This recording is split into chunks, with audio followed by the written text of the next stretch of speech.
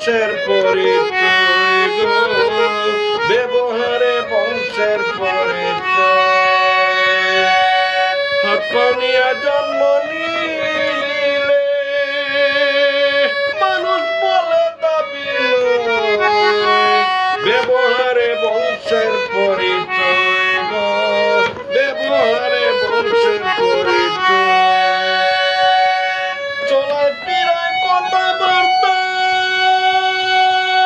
আসলে ভদ্রলোক বোঝায়, চলা ফিরায় কথাবার্তায় আসলে ভদ্রলোক বোঝায়, নীতির কাছে ধরা পড়ে যায় নিকৃষ্ট লোক যারা হয়, ব্যবহারে বংশের পরিচয় গো, ব্যবহারে বংশের পরিচয়।